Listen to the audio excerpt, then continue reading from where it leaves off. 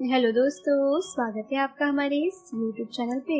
दोस्तों, कहानी को शुरू करने से पहले एक जरूरी बात, अगर आपने चैनल को सब्सक्राइब नहीं किया है तो पहले आप जल्दी से चैनल को सब्सक्राइब कर दीजिए ताकि आपको हमारी आने वाली नई नई कहानियों की जो नोटिफिकेशन है वो आपको सबसे पहले मिलती रहे। तो चलिए दोस्तों, बढ़ते हैं हमारी आज की कहानी की तरफ। हमें उम्मीद है कि आपको हमारी ये कहानी जरूर पसंद आएगी। सुनीता की शादी के बाद उसकी ससुराल में पहली होली थी। उसके वहाँ का रिवाज ऐसा था कि सास और बहू होलिका दहन वाले दिन साथ नहीं रहते थे, इसलिए पहली होलिका दहन के समय सुनीता को पीहर जाना पड़ा। उसके पति रोहन ने उसे कहा कि मैं तुम्हें धुलेरी के दिन बुलवा लूंगा। तो सुनीता ये बात सुनकर बहुत खुश हो गई, क्योंकि वो खुद भी ससुराल में पति के साथ ही होली खेलना चाहती थी।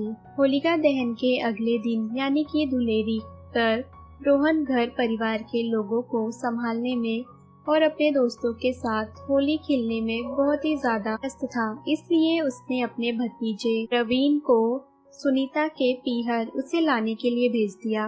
प्रवीण यह बात सुनकर बहुत खुश हो गया और बिना वक्त गवाए वो सुनीता को लेने पहुंच गया। प्रवीण तो सुनीता के पीहर जाने के लिए बहुत उत्सुक था, लेकिन उसे ये नहीं पता था वहां जाकर उसके साथ क्या होने वाला था। जैसे ही प्रवीण सुनीता के घर के बाहर रुका, ऊपर से किसी ने उस पर रंग भरी पानी की बाल्टी फेंक दी। वो कुछ समझ पाता उससे पहले ही सुनीता के पीहर वालों ने उसे बुरी कदर से रंग दिया। तब प्रवीण ने भी सोचा कि चाची के पीहर में तो होली ही की खूब धूम है। अब जब सबने रंग लगा ही दिया है तो मैं भी खुलकर यही होली खेल लेता हूँ और चाची को भी रंग लगा दूंगा। वैसे भी प्रवीण का स्वभाव बहुत ही अच्छा था। वो बहुत मजाकिया किस्म का व्यक्ति था। जहाँ भी जाता सबको खूब हंसाता और पूरा माहौल ही खुशनुमा बना देता था। ऐसा ही कुछ उसने सुनीता के पीहर में भी किया। सबके साथ उसने जमकर होली खेली और सबको खूब रंग लगाया। आखिर में बच गई थी तो सिर्फ सुनीता। वो ससुराल जाकर अपने पति के हाथों से होली खेलना चाहती थी, लेकिन जब प्रवीण ने देखा कि सभी पूरी तरह रंग चुके थे और सिर्फ उसकी चाची ही बेरंग खड़ी थी, तब उसने जाकर सुनीता को रंग लगाना चाहा। प्रवीण को अपनी ओर आता देख सुनीता घबरा गई और इधर उधर भागने लगी। प्रवीण ने कहा कि चाची, इधर उधर भागने से कुछ नहीं होगा, आपको रंग तो मैं ही लगाकर ही रहूंगा, देख लेना। हालांकि सुनीता तो चाह रही थी कि रोहन ही सबसे पहले उसे रंग लगाए, लेकिन उसे रोहन पर गुस्सा भी आ रहा था, क्योंकि वो चाहती थी कि उसे लेने उसका पति ही आए, लेकिन उसने तो प्रवीण को भेज दिया। सुनीता सोच विचार कर रही थी।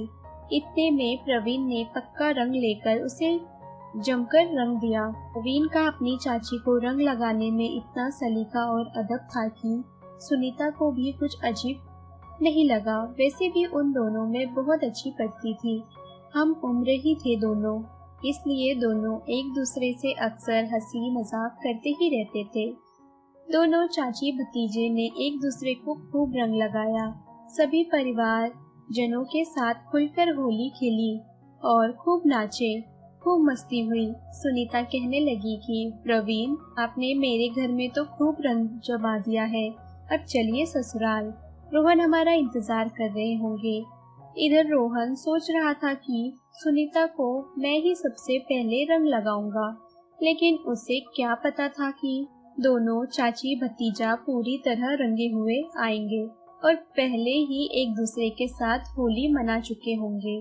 जैसे ही प्रवीण और सुनीता घर पहुँचे तो उन्होंने देखा कि ससुराल में तो पूरा माहौल काफी फीका था।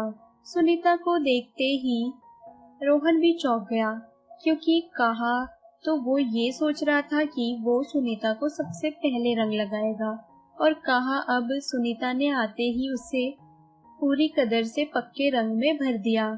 प्रवीण ने भी आते ही माहौल में जान डाल दी और सबको रंगना चालू कर दिया। रोहन ने टोंट कसते हुए प्रमोद से कहा कि मैंने तुम्हारी चाची को लाने भेजा था, होली खेलने नहीं। 1 मिनट के लिए तो सभी चौंक गए और सुनीता भी यह सुनकर हैरान हो गई। पूरा माहौल एकदम से शांत हो गया और प्रवीण अचंभे से अपने चाचा की ओर देखता ही रह गया। इतने में रोहन की हंसी फूट गई और वो कहने लगा कि अब डरो मत, मैं तो सिर्फ मजाक कर रहा हूँ, बुरा ना मानो, होली है। रोहन के इस मजाक पर सभी खिलखिलाकर पड़े और एक दूसरे के साथ वो होली खेलने लगे। सुनीता को रंग लगाते हुए रोहन को बहुत खुशी हो गई थी, क्योंकि वो इसकी पहली होली थी अपनी पत्नी के साथ।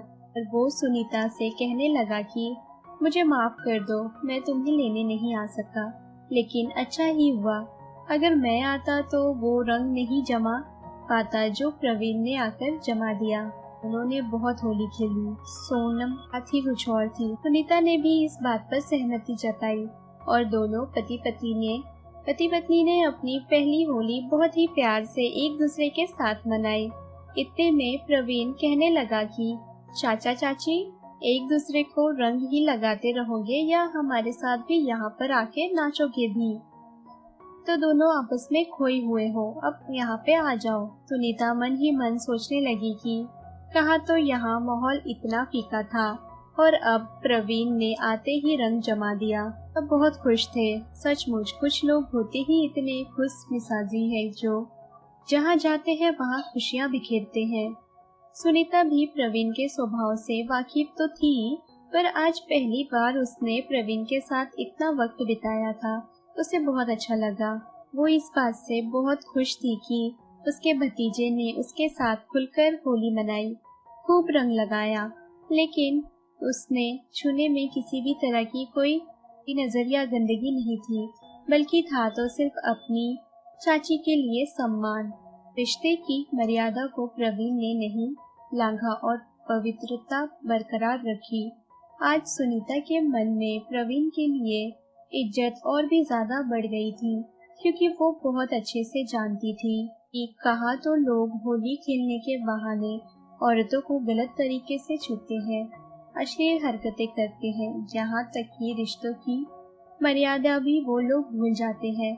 और कहाँ मेरा भतीजा प्रवीण जैसे लोग जो जहाँ जाते हैं सिर्फ खुशियाँ ही बिखेरते हैं और दूसरों को खुश रखते हैं। परिवार के सभी लोगों ने जमकर होली खेली और प्रवीण के आ जाने से होली का मजा दुगना ही हो चुका था। सब बेहद खुश थे, नाश्ते पकवान सब बनाए गए, सबने खूब मजे लिया।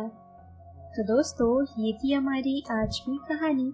अगर आपको हमारी ये कहानी पसंद आई हो तो कहानी को लाइक और शेयर करना ना भूले दोस्तों, अगर अभी भी आपने चैनल को सब्सक्राइब नहीं किया है तो पहले आप जल्दी से चैनल को सब्सक्राइब कर दीजिए, ताकि आपको हमारी आने वाली नई नई कहानियों की जो नोटिफिकेशन है वो आपको सबसे पहले मिलती रहे। तो चलिए दोस्तों, हम फिर मिलेंगे अपनी एक और नई कहानी के साथ।